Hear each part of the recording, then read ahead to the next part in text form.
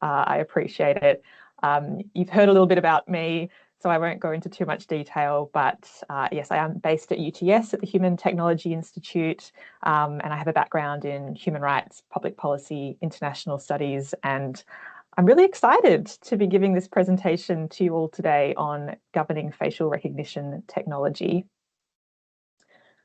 Before I begin in sharing my knowledge with you all, I'd also like to pay my respect to the tens of thousands of years worth of knowledge that comes before us. UTS, where I'm coming in from today, stands on the Gadigal lands of the Eora Nation, and I'd like to thank elders past, present and future for the fact that I get to work on these lands and speak with you all today. And just quickly, a little bit about HTI. So the Human Technology Institute is an impact-oriented research and policy institute based here at UTS. We were established in 2022, and we're working to build a future that applies human values to new technology by providing independent expert advice, policy development, capability building, data science solutions. We're a completely sort of multidisciplinary institute, and we work across teams with government, industry and civil society.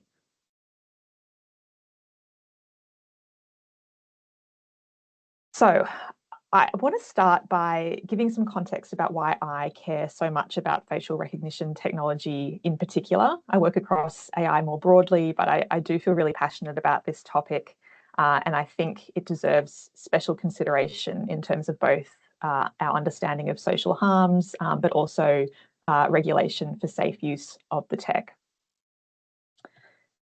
Our faces are unique. They are our identity, our essence, and unlike interacting with other forms of digital data, the information and insights drawn from our faces engage questions about who we are as people. Information derived from our face is biometric data. It's classified as sensitive information under Australia's Privacy Act, and it's also afforded a higher level of privacy protection than other types of personal information. By its very essence, facial recognition enables the remote collection of this sensitive face data. So that means that facial recognition, all uses of facial recognition, engage human rights, and they often restrict those rights. They also engage consumer rights and employee rights. And really, it can be impossible to know if and how you're being subject to the use of facial recognition in certain contexts. And therefore, it can also be almost impossible to refuse its use on you because of its nature of being a remote technology. So these two factors make it a particularly high-risk technology in many contexts. Some quick definitions. So when I refer to facial recognition technology, I'm talking about any device or computer system which can capture biometric data from human faces in order to do one or more of the following activities: detect a person's presence, or what we call liveness, verify an individual's identity, identify a particular individual from a group, or analyze characteristics about a person. So I want to just quickly dig a little bit deeper into these four broad functionalities of facial recognition because they are quite different, and some facial recognition systems do combine multiple functionalities. So as I was saying, the first one is that facial liveness or detection. So really just asking, is there a face here, or is it real? And so an example of that might be a lot of smartphones these days have that sort of autofocus face framing features where they're really just trying to detect if a face is present. The next functionality is what we call facial verification or one-to-one matching. So that's when you're asking, is this person who they say they are? So an example might be passing through the smart gates at the Australian international airport where you're scanning your passport and then scanning a picture of you and working out whether there's a match there. The third type is facial identification or one-to-many matching, where what you're trying to solve through the tech is by asking, who is this person, or have I seen this person before? So an example might be a pub that uses facial recognition to scan customer faces and check against a list of banned individuals. That's something that is actually happening in Australia. And finally, that fourth category is what we call facial analysis. So that's when you're asking, what kind of face is this? What kind of person is this? You're essentially analysing different types of, it could be health information, demographic data, behavioural insights that you're drawing from a person's face. And as you may imagine, this is a particularly contentious use of the technology. It carries a much higher risk than the other types as well. It's also incredibly problematic from my point of view and a bit of a pseudoscience in some cases. For example, in 2017, there was research conducted by Stanford University academics who created a facial recognition analysis system that claimed they could determine a person's sexual orientation based on photos of their face alone.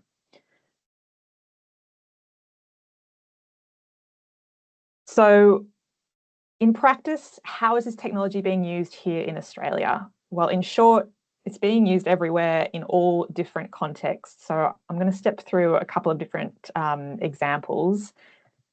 It's being used to manage retail loss prevention and security in retail stores. That's the one-to-many facial identification. So you have a watch list of people at a store, and customers who are coming in and out are having their faces scanned to be matched against that watch list. We're going to circle back to that later in the presentation. It's being used in digital ID. So the New South Wales and Australian government ID system is allowing customers to verify, authenticate their identity through facial recognition, both detection, liveness detection, and one-to-one verification to fast-track the access to government services. It was used by universities during COVID-19 for remote exam proctoring. There were solutions which included video recording, identification of faces, keystroke biometrics. Oh, sorry, is it stuck, the slide, is it? Stuck on the first page? No, it's the same as what you are discussing, don't worry. Oh, it's okay? Okay, thank you. Works for me, yeah. Okay, great. All right. Yeah, please do feel free to jump in if there's something wrong, but thank you. Okay, I'll keep going then. So yeah, exam monitoring. It's also being used, perhaps you've seen a lot of media around this, but to enforce the under 16s social media age ban. Social media platforms are using, again, it's a type of facial analysis to check age verification for social media use.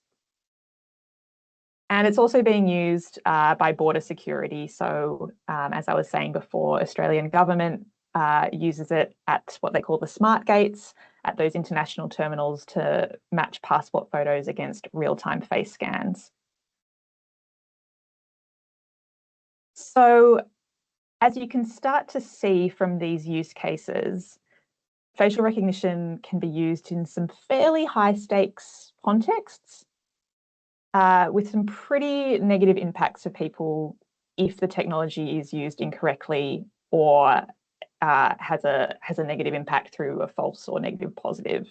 There are many ways you can categorize the risks of harm emerging from facial recognition, and there's often an overlap between the categories or cases where the materialization of one risk then causes a secondary harm. So in our research for the model law on facial recognition technology, which we published in 2022, we considered risks through the following three lenses.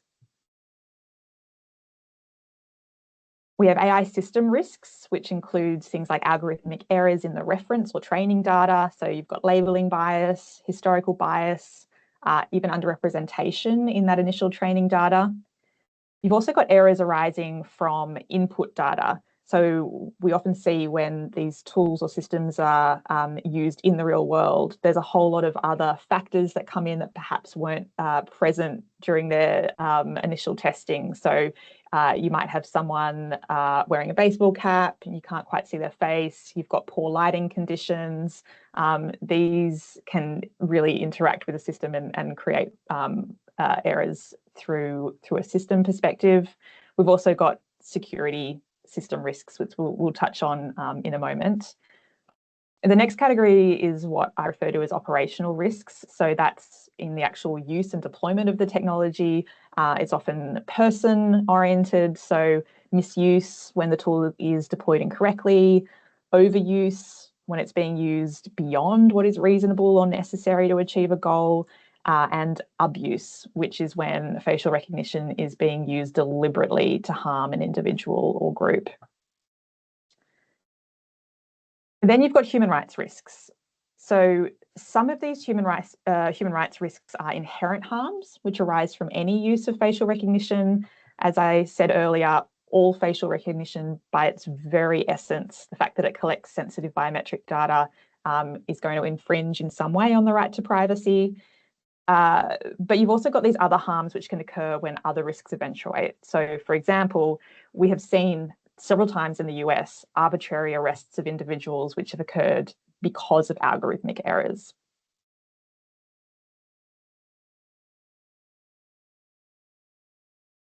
I'm sure many of you were thinking on that previous slide that several of the AI system risks and operational risks are essentially cybersecurity risks. So I want to take a moment to explicitly home in on some of the cybersecurity implications of increasingly unregulated use of facial recognition. And I want to obviously acknowledge that I'm not a cyber expert. My knowledge is at the intersections of human rights, public policy, regulation, but I think these frameworks are really closely interconnected. So cybersecurity failures don't just create a technical problem for the operation of FRT systems, they are the mechanism through which other harms occur and a multiplier for how they are scaled. In other words, cybersecurity flaws amplify a number of the other risks that I've outlined previously. And in preparing for today, there were 4 cybersecurity risks that I feel are most prominent in the context of facial recognition deployment. But of course, would love to have a chat afterwards to hear other people's perspectives too, working in this field. I mean, the first and most obvious is data breaches. So most facial recognition systems convert face images into mathematical biometric templates, which offers a pretty strong form of unique identity security. It's more secure than keeping a database of photos, which any layperson could interpret, steal, manipulate. But even so, templates can still be stolen. And in these cases, your face can't be changed in the way traditional passwords and identification numbers can. I love this quote from Jonathan Weissman, who's a cybersecurity professional, who says, "These digital keys create a lifelong vulnerability. A person's face is permanent, and so is the threat." The breaches don't just expose data, they can enable identity fraud, undermine formal legal processes, and compromise people's careers and livelihoods. And we've seen this happen in cases around the world, including Australia. Not that long ago in 2024, there was an Australian company called Outterbox, which experienced a data breach which saw the sharing of over 1 million records internationally. The really terrifying part was the types of data that was being shared through this breach. So Outterbox is a company that was providing facial recognition kiosk systems to pubs and clubs during COVID-19 restrictions. So those tools were being used to scan and record visitors entering and exiting those pubs, check their temperature, and identify problem gamblers who had opted into the self-exclusion program. This is some of the most sensitive kinds of data. So you can kind of see just what the implications would be to have that kind of information out. The other key cybersecurity risks that I think of when I'm working through these sorts of challenges is adversarial attacks and model manipulation, or what I consider to be external threats. So the hacking of systems themselves, manipulating those models, which can compound errors, false negatives, false positives. We've also got unauthorized access and function creep. So from within an organization, if you've got weak security controls, you can have unauthorized individuals or rogue users getting use of those tools, or even misusing them beyond their intended purpose. And finally, you've also got supply chain vulnerabilities. So facial recognition tools rely heavily on an ecosystem of other technologies. So you may feel like you've got a secure FRT system, but if there's any kind of insecurity further down in the tech stack, that can compromise the whole system. That's enough theory for now, I think. I'm keen to dive into some more real-world cases. Facial recognition has been a pretty hot button issue across Australia for the last few years, playing a leading role in a number of public interest cases. So and many of you may be aware of these, we've had Clearview AI's illegal scraping of millions of Australians' images and personal data, and the use of its tool by the Australian Federal Police, which they did get into trouble for from Australia's Privacy Commissioner. We had the Choice investigation into the use of facial recognition in Australian stadiums. The use of a facial analysis tool to determine eligibility to join a women's only online group, just a particularly unique and interesting case. We're also seeing it hit the media in terms of the age verification requirements for those social media bans that I was mentioning. And finally, what I think is probably two of the most high profile cases over the last few years is the use of surveillance tools by Bunnings and Kmart to combat violence and theft. And I want to dive into these last two case studies on Bunnings and Kmart to sort of unpack what was happening here and what the implications are from a regulatory perspective. So between November 2018 and November 2021, Bunnings used facial recognition to capture the faces of hundreds of thousands of individuals who entered 63 of its stores in Victoria and New South Wales. The main purpose of using the tech was to address customer violence, aggression, and crime. And they were doing this by comparing images of customers against a watch list of previous customers who were posing a risk. Fairly similarly, between June 2020 and July 2022, Kmart deployed facial recognition technology to capture the faces of every person who entered 28 of its retail stores, as well as all individuals who presented at a returns counter in the store. In this case, Kmart was actually attempting to identify people committing refund fraud. Across both cases, Bunnings and Kmart were found to be in breach of federal privacy laws by Australia's Privacy Commissioner, having done a number of things wrong. One, they were collecting sensitive biometric information of all individuals who entered their stores, not just genuine suspects, but it was applied across the board. And in doing that, they also failed to take reasonable steps to notify individuals of the use of facial recognition. So you can maybe see those pictures I have on the slide. There's a bit of an arrow there pointing to what those disclosure statements looked like in Kmart. Essentially, the Privacy Commissioner determined that those tiny disclaimers, they don't count as reasonable notification. It's very easy to walk past those straight into a store. They also did not collect free and informed consent. And there was no alternative way to enter the store except for being subject to facial recognition. Finally, both Kmart and Bunnings had some pretty hefty governance shortcomings, so they failed to take reasonable steps to implement practices, procedures, policies to ensure that they complied with Australia's privacy principles in their use of facial recognition. As you might imagine, Bunnings and Kmart were both pretty unhappy with these determinations against them, and they both made appeals to Australia's Administrative Review Tribunal. The point of contention in both cases is that Kmart and Bunnings both argued that they were not required to obtain consent because of an exemption in the Privacy Act that applies if an organisation reasonably believes that they need to collect personal information to tackle unlawful activity or serious misconduct. So in the case of Bunnings, they believed that they needed to use the technology in order to combat violence and aggression in patrons. And in Kmart's case, they believed that the unlawful activity that they had a duty to protect people from was refund fraud. Earlier this year, the tribunal passed down its findings on the Bunnings case, which we're going to have a quick look into now. So the tribunal upheld the Commissioner's findings that Bunnings breached laws related to providing customers with adequate notice. It also agreed that it did not have appropriate privacy policy and risk assessment requirements in place.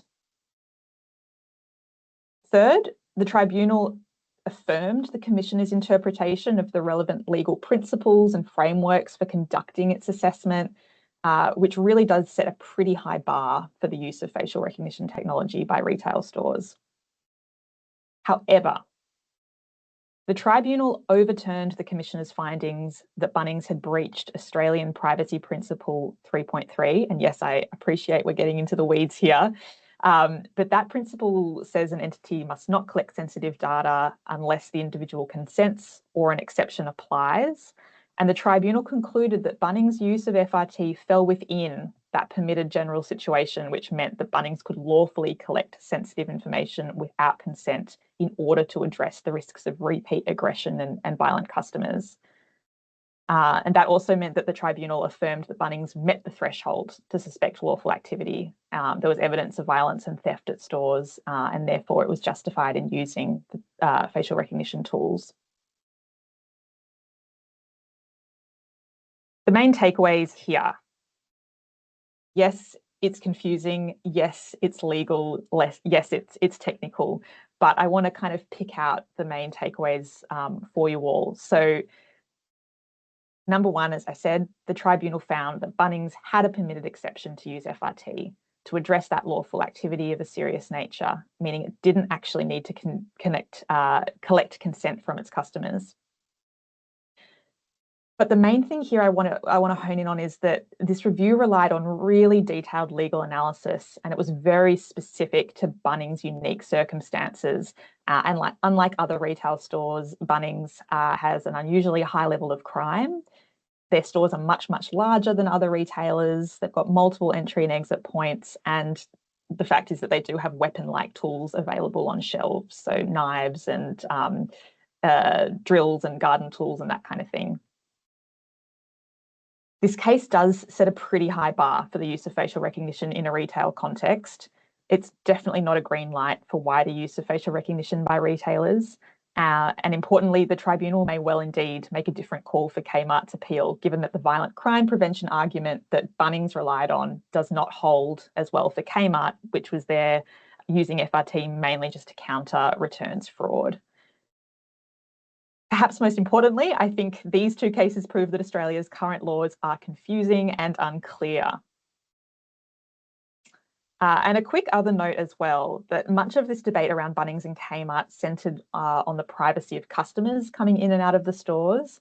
However, employees were also subject to the collection of their personal biometric information, and HTI has been doing some detailed research in this area. We have a new report published a couple of months ago exploring the increasing use of tech-enabled surveillance tools in Australian workplaces. Some polling data that has come out reveals that 75% of surveyed workers agree that monitoring should not be used unless it's clearly communicated and strictly necessary for job requirements. And it is really hard in the workplace context for individuals or employees to genuinely give free and informed consent for these surveillance tools because it's often tied up in contract elements. So anyway, I encourage you all to check out that report that's come out, and I can send the link to that afterwards. I want to jump now to the regulatory implications of these facial recognition cases, and in particular, Australia's pretty weak privacy protections. So Australian privacy law is woefully out of date. It was created in the 1980s prior to Australia's connection to the internet, let alone the proliferation of AI. It's not fit for purpose in a digital data-driven age. And on top of this, there are many weaknesses and exceptions to the current requirements in the Privacy Act. So we have organisational exemptions where you've got political parties, the media, the small businesses, which make up 97% of all Australian businesses, are exempt from the privacy principles. There are carve-outs for police and law enforcement. you've got a really flawed consent-based model, which puts the onus on the individual to protect themselves from harm, rather than having a duty on organisations to act reasonably and fairly in their collection of personal information. There were some amendments made. The Privacy Act underwent a pretty significant review process in 2022, and then in late 2024, we did see a few amendments made. Importantly, there was introduced a statutory tort for serious invasions of privacy.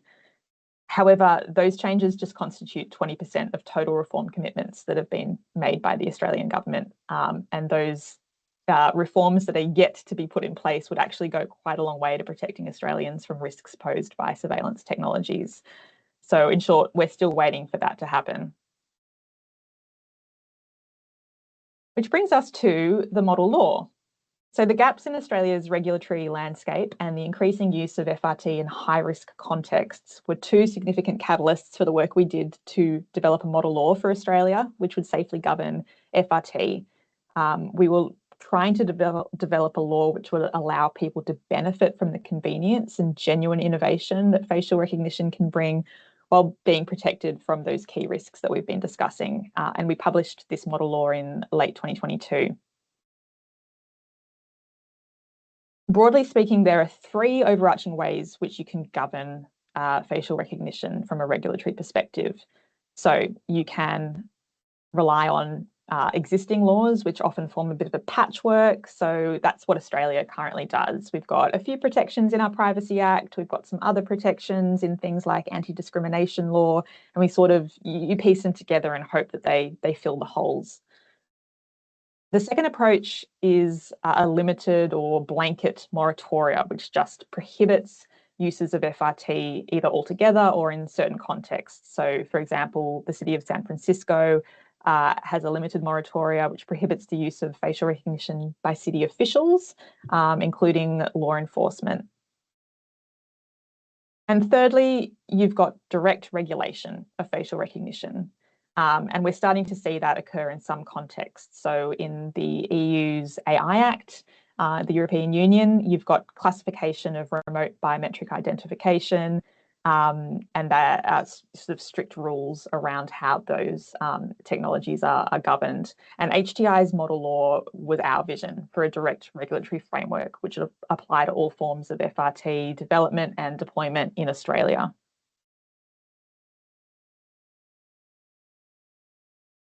I'm going to do a bit of a walkthrough of the model law. It is quite detailed, and I'd encourage you all to check it all out. But I want to give us a sort of a flavour for how it would work as a really good model that could apply in multiple jurisdictions.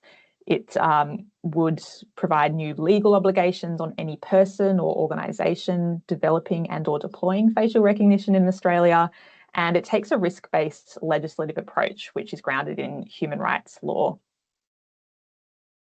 So step one of the law in a practical sense would require individuals or organisations to conduct a facial recognition impact assessment.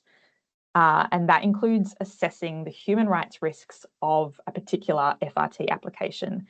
And to do this, we developed 5 vulnerability factors for people to assess against. So those were the spatial context of deployment. So whether you're using FRT in an open public space, which is obviously a much more extreme risk because everyone is subject to it, versus a closed space, which might be more moderate risk, perhaps in a workplace, or private spaces as well, which are, again, a lower or more moderate risk. The other factors include the functionality of the FRT, so whether you're using it to just verify one-to-one matching, or whether you're trying to identify people in a crowd, which is obviously more risky, or whether you're using facial analysis, which again increases the risk. The performance of the tool itself, so does the FRT application have consistent errors across all demographic groups? Is it performing equally? Is it actually accurate, the majority of the time? The fourth factor to consider is the actual output of what the facial recognition tool is trying to achieve. So is it leading to a decision about a person? And is that decision a legal or similarly significant decision. So an example of that would be at border security. So whether or not you can be readmitted back into Australia after having your face scanned and your identity verified, that's a legal decision that's being made about you. And obviously that's incredibly high stakes. The final vulnerability factor to assess is consent. So that is essentially understanding whether all individuals are able to provide free, genuine, informed consent, and whether perhaps there are individuals or groups of people who are more vulnerable or less able to give consent, such as children. So essentially you map all of those risks and come up with a rating against all of those. Based on that rating assessment, you then determine the overall risk level for human rights of that particular FRT tool. And generally, that level is going to be reflective of the highest level of vulnerability in those 5 factors. So for example, if you've got low, low, low, extreme, low, then the overall risk level will be extreme because it follows the highest level that's indicated there. The model then also requires individuals to work out or consider if there are any limitations on human rights, whether those are reasonable, necessary, and proportionate. And that is a human rights-based framework.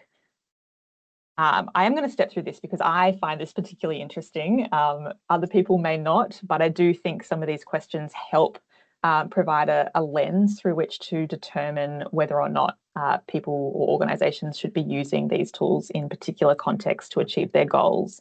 So that first question is whether the use is reasonable. So is there a genuine aim or problem to solve?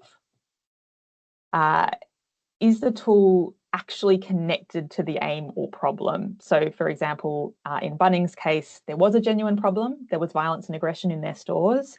And they reasonably believed that facial recognition was going to help resolve that problem.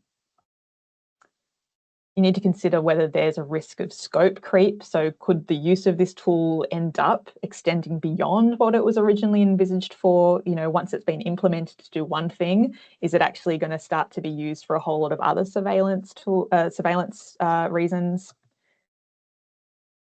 And you also need to consider whether that tool is actually going to help achieve a legitimate aim. And I think with Bunnings, we could see that there was evidence to say that it was going to help achieve the aim of identifying previously violent individuals. The next assessment is whether that is necessary. So could the aim you're trying to achieve, so reducing violence, could this aim be achieved via other means? And in my analysis of the Bunnings case, I have definitely been thinking about whether you could have other less intrusive means, such as increased security presence on the floor of Bunnings, which means that you wouldn't need to subject all your customers to facial recognition. You would actually have on the floor presence who are able to deal with violent and aggressive customers in the moment, rather than identifying them, going back to headquarters, making sure the match was accurate, then working out how you're going to deploy security or remove them from the store. The next part of that question is, would an alternative be less intrusive or restrictive? So that's what I was just talking about there, having an alternative such as a security guard, which means you don't need to subject everyone to facial recognition. And you need to consider whether that alternative would be equally or more effective. And the third principle is proportionality. So that's when you start weighing up whether the benefits of achieving a particular objective outweigh the privacy or human rights implications of facial recognition technology.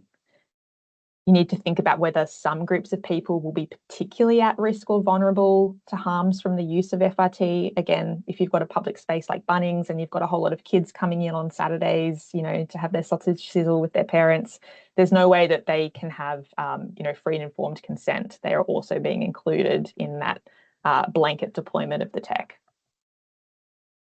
And then finally, you need to consider whether there are safeguards in place that are going to minimize those harms. So if at the end of the day, you decide that, yes, this is going to be the best way to achieve our goals, we're going to roll out facial recognition, what can you do to really minimize those harms?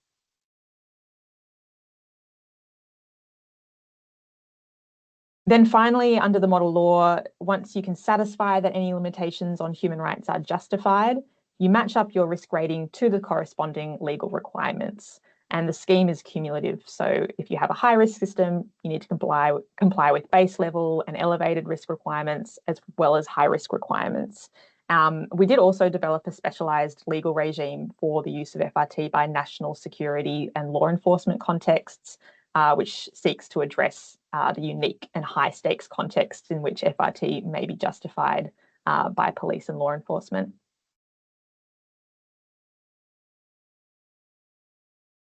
To wrap things up, we've gone through a lot of content in the presentation, and so I really just wanted to boil this all down to a couple of key points for you all. Yes, facial recognition can be useful and convenient for a number of use cases, and organisations, governments, even next door neighbours, you know, you're seeing those kind of surveillance tools and ring doorbells. However, all of these organisations, our neighbours, the government, police, they've got a duty of care to look after people, property, infrastructure, and there's a lot to weigh up in terms of whether there's a genuine safety and security need for the tech, or whether actually we're compromising our privacy, our right to freedom of movement, our right to expression in ways that we really don't want to see. And so I think I would really just emphasize the point around getting the balance right. And I really love this final quote from Carly Kind, who's the Australian Privacy Commissioner, that just because a technology may be helpful or convenient does not mean that its use is justifiable. Those are my details there if anyone wants to get in touch with me. Otherwise, I think we've got a little bit of time for some questions and discussion. Perfect. Thank you very much, Lauren, for the insightful presentation and for sharing your knowledge with us. Do we have any questions from the audience? Yeah, Alice, please go ahead. Thanks, Lauren, for the very interesting talk. I wondered if there was a realistic capacity to have to your risk framework where it might be more around the storage of the data. So if you take something like the one-to-many where they're using it in Bunnings or Kmart for identifying the bad actors, if it was only the people that were confirmed to be have committed criminal activity in the past that was stored, and then as you walked in, you were scanned to say, no, you're not one of these people. And at the end of the day, if you didn't commit any crimes in the store that day, that your data's no longer there. Would that not be a way to sort of address the ongoing risk that you started your presentation with, that, you know, because a potential lifelong risk, and the way that AI and things are developing, we don't know what currently we're accepting is okay might create more problems in the future. So if it was something that was completely wiped at the end of the day, then there's no ongoing risk, maybe? Yeah, that's a really good point, Alice. And actually, this came up definitely in the review by the Privacy Commissioner and the Tribunal around the practices that Bunnings were using. And I have to go back through my data. It was either Bunnings or Kmart who were sort of arguing that they were only capturing the data of individuals, those face templates, for like a millisecond. That you'd walk through the store, you'd have that face template captured. It would do the match instantly, and if it couldn't find a match, then it would delete that data within a few milliseconds. And the stores were trying to say, you know, we're not storing that information. But in the review of the case, the decision, and the tribunal upheld this, was saying that actually even a momentary capture of data still constitutes as the collection of sensitive personal information under Australia's privacy laws. And so, yeah, I agree with you. It is much less of a risk than storing that, you know, indefinitely and just building a database of every single person's biometrics. But at the end of the day, it is still a collection of sensitive personal information, and settings could change in that technology later on, which perhaps, you know, means you start to get that scope creep. So yeah, that it is a really interesting point. Thank you. Do we have any more questions from the audience? You can also type your questions in the chat. Let me just quickly check the chat. I can ask a question following up Alice's point. As someone who has studied public policy and working in the area of human rights, what is your opinion about the rights of those who are identified or labeled as criminals by businesses like Kmart or Bunnings, about being informed that their data is stored, because their data is stored, but still they have rights, right? So do you know if Bunnings or Kmart or the businesses that collect individuals' biometrics have informed those that were labeled as criminals that their data is captured and stored? And what if the data that they store is compromised and fall into wrong hands? What about their rights? Because even if they are criminals, but they still have rights, don't they? Yeah, absolutely. And it's really interesting. You start to see this almost diversification of the justice system. Really, you remove it from a formal institutionalized justice system where we say, yep, that person has been charged with a criminal offence by the government, and there's a record there. It puts that ability in the hands of commercial entities to decide what constitutes aggressive behavior. Maybe someone got a little bit heated, said a few swear words, and then walked out of the store. But for that particular retailer or that person on the desk, that was just enough to tip them over the edge and to add them to a list of banned individuals. And that kind of goes back to the finding by the tribunal that there was very little governance or process or procedure for how those decisions were being made. There's almost no transparency. I've not been able to find anything about how that decision-making or labeling process is applied, or whether they were notifying individuals that they were being put on a list.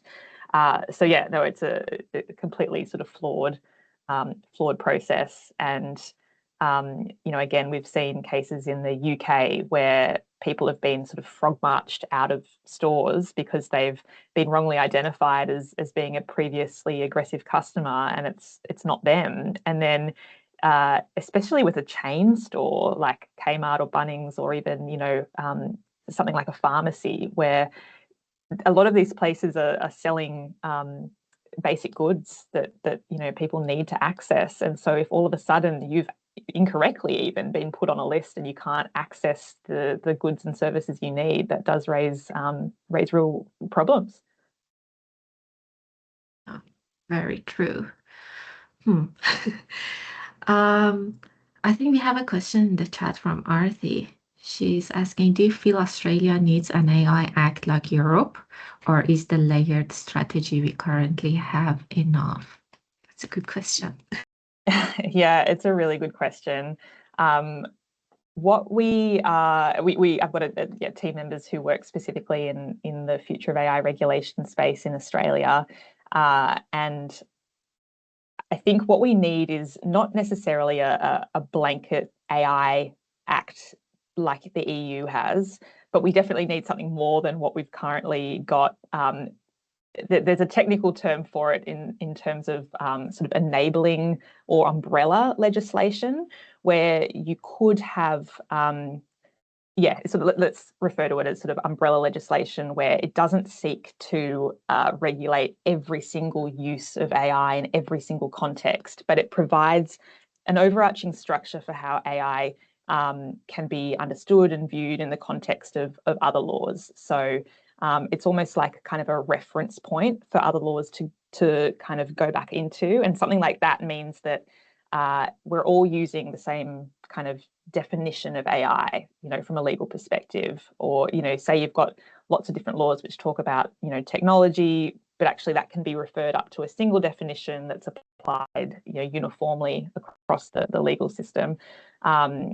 And then you could also close the gaps of certain, existing, particularly, through the Privacy Act, gaps that currently exist that need to be tightened up. For example, the Privacy Act's definition of sensitive personal information doesn't really acknowledge a whole lot of digital data points now that mean that you can be identified and tracked. So those sorts of things do need tightening up in specific pieces of legislation.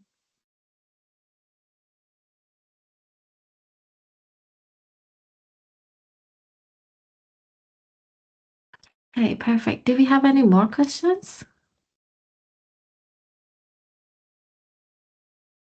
Okay, I guess that's it. Thank you very much, Lauren, for your insightful presentation and for investing your time in informing us about your contributions.